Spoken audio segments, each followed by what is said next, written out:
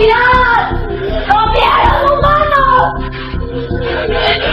¡Yo no estaba enterada de nada!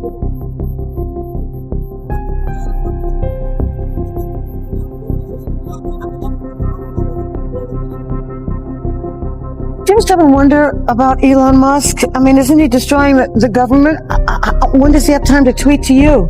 Well, he's got a lot of time. Think about it. It's like, what the? Well, the President of the United States took a nice tweet, so I mean, you know, at some point you have to have, like, Oh, God. I mean, it is funny because he's just in New York. So, Elon Musk stands on the edge of collapse. Everything he built is trembling, and the fuse was lit the moment George Clooney stepped into the Epstein courtroom under oath. He delivered a revelation that detonated like a bomb. Elon allegedly bankrolled Epstein's operation. This wasn't gossip or revenge. George came armed with proof. Cold spreadsheets mapping every dollar Musk supposedly transferred. Each timestamp preserved. Now Musk is spiraling, scrambling behind closed doors. Desperate to suffocate the firestorm, rage follows him like smoke. Meanwhile, George watches calmly, almost amused, as the empire shakes. The avalanche began when the Department of Justice unveiled another trove of Epstein files, dumping over 2,000 images and 1,500 videos, each frame tightening the noose around powerful names worldwide. They are producing more than 3 million pages, including more than 2,000 videos and 180,000. But the last name anyone imagined seeing was Elon Musk for years. Elon demanded those files be unsealed, insisting the truth come out. What he never calculated was the possibility that his own name would surface inside them as evidence. Now, Elon Musk, back in June when he was fighting with Donald Trump, he made a big announcement. He wrote, "Time to drop the really big bomb. Real Donald Trump is in the Epstein files. That is the real reason they have not been made public. Have a nice day, DJT." And we all went nuts. But what he neglected to mention is that he is in there too. His name comes up more than 1,000. The wildest twist. This wasn't some stray reference to Elon's name. He was allegedly preparing to board a flight bound for the island. In December 2014, an internal memo warned. Reminder, Elon Musk to island December 6th, still confirmed. Says that, quote, "A peaceful island experience is the opposite of what I'm looking for," quote. And then Ghislaine replies to Elon later saying, "They are thinking about winding down the Little St. James operation. Bummer. And she'll be sure to let him know if it starts up again." Email exposed Elon reaching out to Epstein himself, discussing plans for a private island visit. "I could fly back early on the 3rd. We'll be in St. Bart's. When should we head to your island on the 2nd? That message hits hard, especially since Elon once proudly claimed he was among the few powerful men who never stepped foot on Epstein Island. He said Epstein tried to lure him there, and he refused, even pointing out his name surfaced before Prince Andrew's, who actually visited. Yet behind the scenes, he was inviting Epstein to lunch at SpaceX. In another email, Musk allegedly wrote, "Probably just Tula and me. What day will be the wildest party on your island?" Then there's a chilling note. "Hello, Mary Beth, I have sent copies of all 3 girls' passports." And that's barely the beginning. Elon wasn't just connected to Epstein. He was mingling with his closest allies. Remember Peter Thiel? He was reportedly close to Epstein, even co-owning a venture fund linked to him and Elon.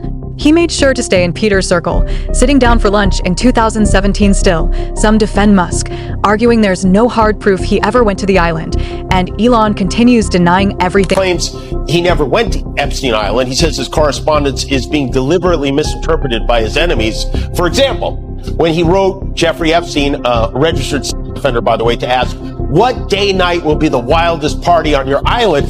he was asking so he could avoid that night. He had a lot of work to do. He didn't want to be distracted by wild parties. You understand? Elon Musk has now been posting non-stop about the Epstein files, repinning, unpinning new posts, just frantic. He's now deflecting and trying to point fingers at all the other high-profile files that are also in the files with him, and completely deflect, saying he'd want nothing to do with Jeffrey Epstein, and he could go to a party himself. He doesn't need Jeffrey. When we can see his ass in the files begging Jeffrey to go to his island, like almost annoyingly begging. Then George Clooney steps forward. Insiders claim he's ready to shatter Musk's denials permanently. Word is, he's holding documents proving Musk wasn't merely a guest on the island. He was allegedly wiring consistent payments to keep Epstein's operation alive, so why should anyone trust? Evidence coming from George? Because he wasn't an outsider. Looking in his own name echoes throughout the Epstein files again and again. In 2014, George was in Copenhagen when Epstein reportedly arranged to meet him, writing, "Now I see Copenhagen has interesting girls." Another message from someone using Epstein services asked, "Can I get a muse like George Clooney?" Actually, what about George Clooney? One email from Epstein's assistant read, "You asked me to remind you about George Clooney," another stated. Peggy Siegel is heading to the dentist and should finish by 11:30. She's wondering if you'll attend the February 4th premiere of Monuments Men with George Clooney. And yes, the name Peggy Siegel should raise alarms in a separate message to Epstein.